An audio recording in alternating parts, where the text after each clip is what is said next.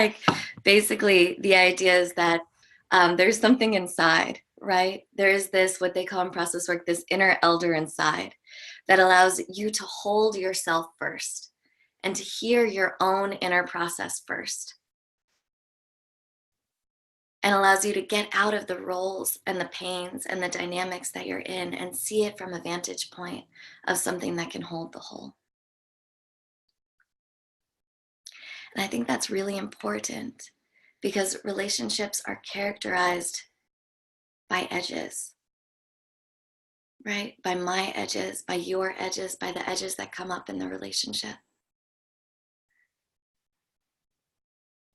And so if we don't have that opportunity, that time to see ourselves first before we bring it to the relationship, then everything is coming out distorted by those edges, by mine, by yours, by our relational field. It's like a distorted mirror for knowing ourselves. And edge systems in relationships are different for all couples, right? For some relationships, it can be like, it could be that you're not allowed to say that I'm attracted to someone else, or I don't want to live with you. Just like for other relationships, it can be not allowed to say, I do want to live with you. I want to be with you and only you. But in both cases, it's like there's some part of ourselves that is being disavowed. And if you're disavowing a part of yourself, then it creates undiscussables. And if it creates undiscussables, then it comes out in double signals. And then double signals create conflict. Conflict creates more edges. And people tend to break up at edges.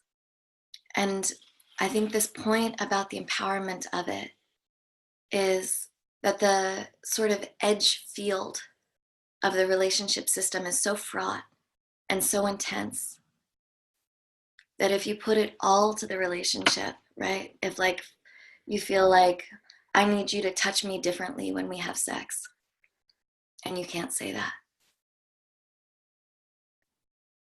that might be a time when people break up, right?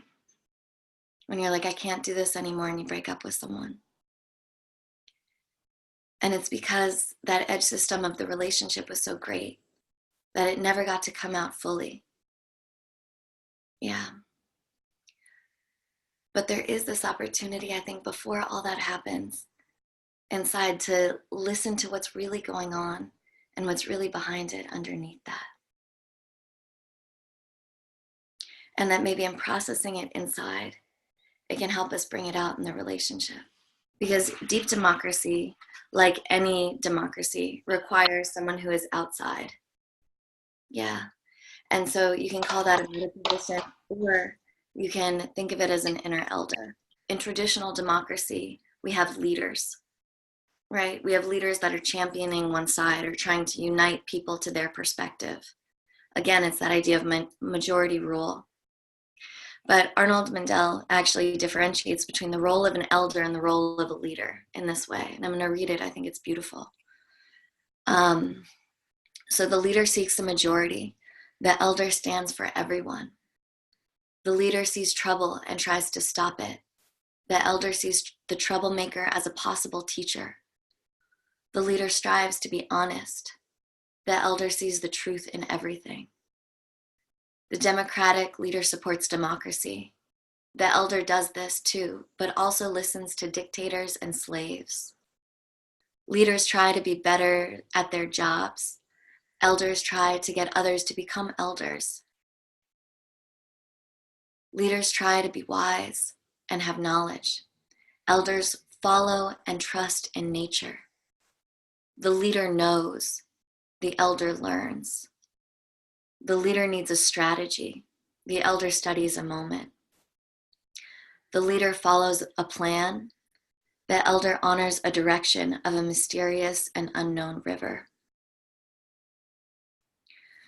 And one thing that we focus on in process work is the idea that the elder is usually a role in the field, right? That someone may come as an elder at a particular moment and then go back into their own deeply democratic process.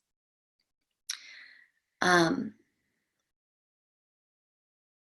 Lane Arye writes, the elder role cares for the well-being of the group as the whole and everyone in it. One common form of eldership is to stand for the inclusion of people and the perspectives that are marginalized. So actually, a lot of times the role of the elder is the one who's advocating for deep democracy within the system. And at the same time, the eldership means supporting momentarily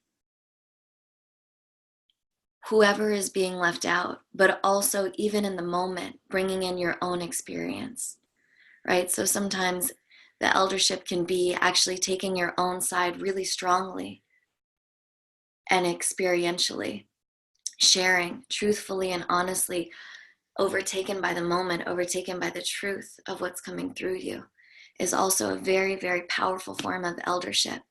And I believe that this is because when an elder comes in that way, it's because the actual emotions are being marginalized.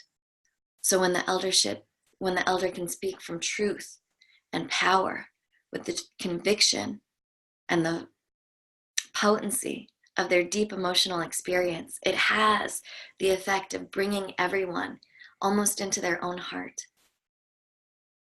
But deep democracy in practice is radical because it is turning towards all the things that we feel make us unsafe. It's turning towards sharing those vulnerabilities. It's turning towards sharing harsh truths.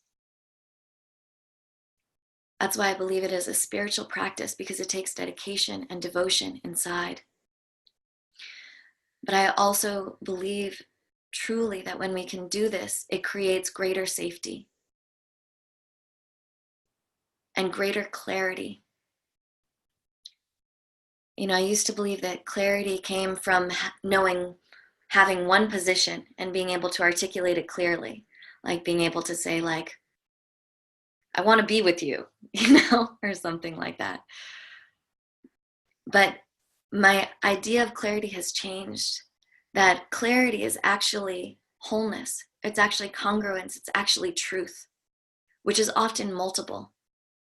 It's more clear to say, some part of me wants to be with you, some part of me wants to be by myself, some part of me is scared of being with you, some part of me is so excited about the possibility of being with you. Truth is the most clear thing, and truth is multiple and paradoxical. And the more that we can be with that truth in ourselves, actually, the greater clarity we can give to the container. And here's the story I wanted to tell you. Me and my partner, we just had our anniversary celebration. And he was saying, if we're talking about sort of being in this long-term relationship and what that means and how things might progress through the years. And he said, you will disgust me at some point.